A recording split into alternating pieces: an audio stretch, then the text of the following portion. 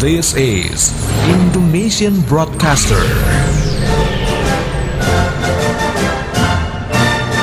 Indonesian Broadcaster. Yours radio broadcasting specialist.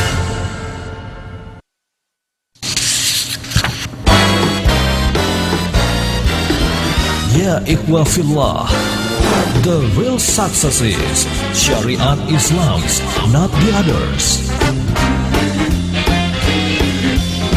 This is Uda Dive di Radio Man. Bismillahirrahmanirrahim. Assalamualaikum warahmatullahi wabarakatuh.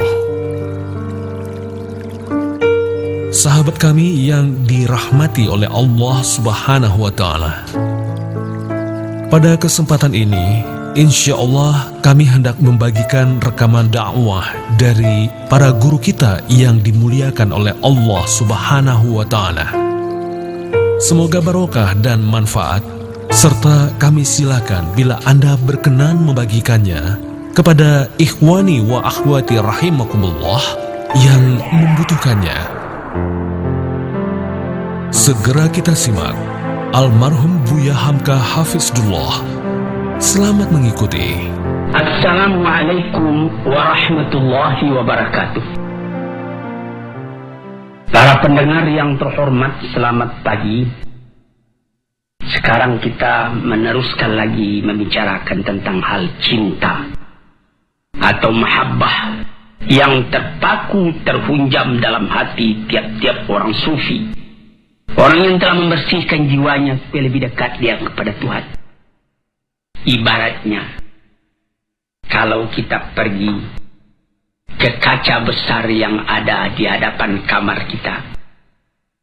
Kalau kaca itu kotor atau berkabut, hendaklah dibersihkan lebih dulu kotorannya itu atau kabutnya itu, sehingga jernih. Apabila telah jernih, jelas muka kita kelihatan di dalamnya. Maka kalau sekiranya kacanya sendiri kotor, berdebu, berkabut, terhalanglah kita untuk melihat apa hakikat yang sebenarnya daripada diri itu. Dan lebih celaka lagi kalau kabut itu terjadi di balik, di sebelah sana. Sehingga tidak dapat kita menggosok, dia berkabut juga. Sebagai kalau kita naik kapal udara, itu kerahnya, plastiknya, 2 tingkat. Yang sebelah kita bisa kita hapus dengan tangan sehingga bersih. Tapi masih kotor juga karena yang sebelah lagi belum dapat kita capai dengan tangan kita. Maka usaha kita ialah untuk menjelaskan mahabbah antara kita dengan Tuhan. Membersihkan halangan, rintangan yang menghambat kelihatannya kekurangan-kekurangan kita di dalam menghadap Tuhan. Kalau sekiranya misalnya saja dengan sesama manusia, bagaimanapun cintanya kita kepada seseorang, kalau mata kita kerut, kalau mulut kita busuk, tentu saja tidak sanggup kita mendekati. Yang kita dekati itu jauh daripada kita. Dilihat bukan dia yang salah, kita yang salah. Hanya pembersihan. Sebab itu maka sekarang kita masuk kepada yang ke-9. Dulu baru 8. Yaitu memandang banyak walaupun sedikit kita punya kesalahan. Dan memandang sedikit walaupun banyak ketaatan kita.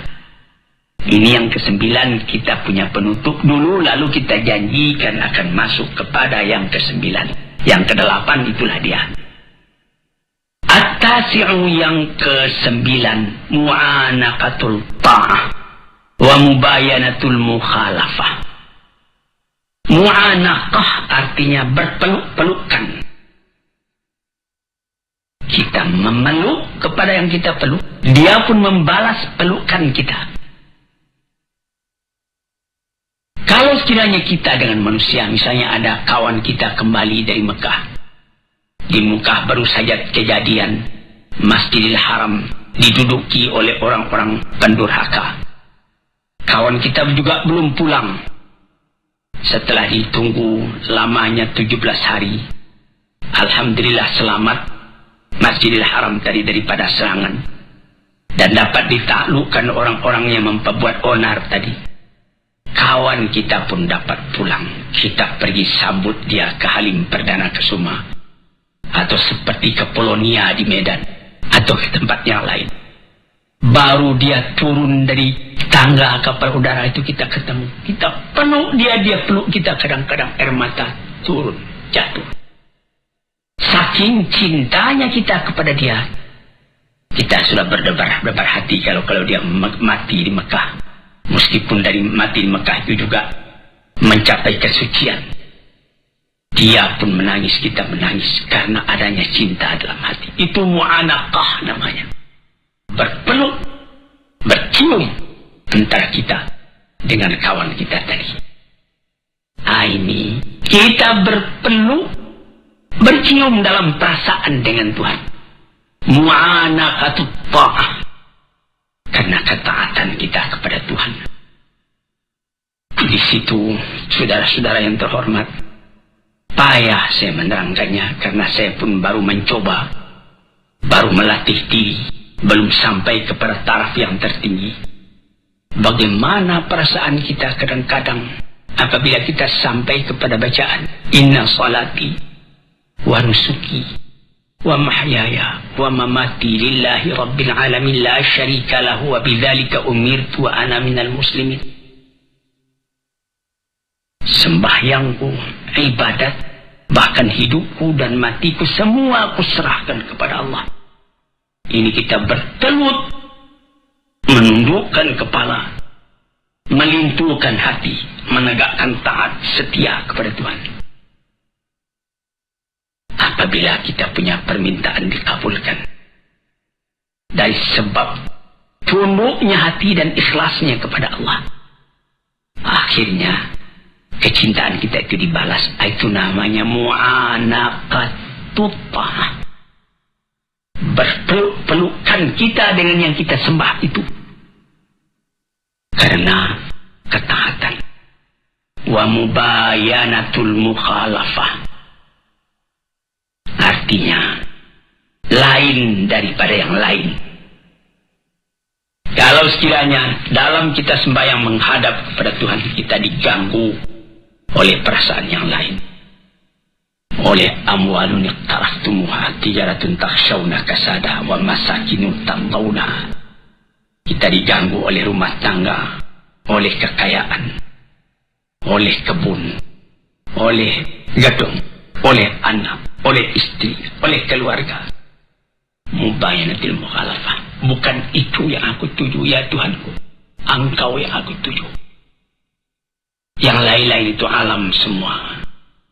Hari ini dengan aku, besok meninggalkan aku, atau aku meninggalkan dia. Maka bertambah teguhlah kecintaan tadi. Sebab itu maka dikatakan oleh ulama-ulama yang telah mendalam dzauqnya, ibadat yang dikerjakan dengan taat setia itu menambah cinta kita kepada Allah Subhanahu wa taala. Itu kita bisa uji sendiri. Misalnya datang waktu, kita sudah dengar azan di masjid, Allahu Akbar, kita siap, kita pergi ambil wudu, kita sembahyang di awal waktunya, kita kerjakan dengan tertib. Wah, bukan main. Itu mu'anaqatut ta'ah namanya. Tapi kalau kita sudah mulai melalaikan, pukul 12 tengah hari masuk waktu zuhur, pukul 2:30 baru kita kerjakan zuhur tadi. Nampak bahwa kita cinta kepada Tuhan itu kendor. Nah, di sini tuan-tuan yang terhormat, yang ke-9. Jadi perkataan ini adalah dari seorang sufi, Sahal bin Abdullah At-Tusturi namanya. Yang ke-10, dukhulu sifatil mahbubi alal badali min sifatil muhib. Ini ada seorang sufi namanya Junaid al-Baghdadi mengatakan, yang mahabbah itu, cinta kepada Allah itu ialah masuknya sifat Tuhan yang dicintai itu ke dalam diri kita sebagai ganti daripada sifat yang mencintai, yaitu sifat kita sendiri. Ini lebih mendalam lagi perkataan dari Junaid al-Baghdadi. Sehingga yaitu sebutan yang dicintai itu Allah, sifatnya Rahman, asma'nya Wadud, Ghafur, Jabbar, Qahar, 99 banyaknya. Sama sekali memenuhi kepada hati orang yang mencintai. Sehingga tidak teringat lagi yang lain melainkan dia. Kita mengenal kepada orangnya karena tahu akan sifatnya. Bertambah kita melihat akan sifat Allah di dalam alam. Bertambah kita tidak ingat lagi kepada alam, tapi kita ingat kepada Allah. Sehingga pernah dikatakan oleh Sufi ketika Abu Yazid Bustami pergi tawaf, dan ketika dia pulang ditanyai oleh muridnya, apa yang Tuan rasakan? Mula saya masuk, saya lihat Ka'bah. Kemudian lama-lama tidak Ka'bah lagi yang saya lihat, saya teringat kepada Allah. Hilang Ka'bah. Saya masuk sekali lagi, sama ingat saya kepada Allah dan kepada Ka'bah. Tapi lama-lama Allah juga yang terbantang. Saya masuk yang ketiga kali, Allah yang kelihatan, lama-lama baru kelihatan Ka'bah. Saya masuk yang keempat kali, tidak saya melihat Ka'bah lagi, Allah yang kelihatan. Ini perkataan ahli-ahli tasawuf ini kalau kita dalami, kita alami. Kita dalami dan kita alami akan terasa dalam hati. Mata melihat alam, hati melihat Tuhan. Sehingga kemana saja mata memandang, bukan alamnya nampak lagi, Allah yang kelihatan dari basar kepada basirah. Jadi katanya Junaid al-Baghdadi itulah mempengaruhi sebutan yang kita cintai itu, sifatnya, namanya di dalam hati kita. Sehingga tidak ada lagi yang lain melainkan itu yang memenuhi hati. Perasaan kita, penanggapan kita yang mempengaruhi ialah perasaan itu. Sehingga segala perasaan, segala penanggapan bertukar sama sekali menghadapkan Tuhan. Dengan demikian itu bertambah lama, karena latihan itu bertambah, bergantilah sifat kita yang tercela kepada sifat Tuhan yang terpuji, yang tercinta. Sehingga sesuailah sifat kita dengan sifat Allah ala taqatil basyariyah, atas kesanggupannya seorang manusia. This is Indonesian Broadcaster. Sahabat, rekaman ceramah ini insya Allah segera disambung pada bagian kedua.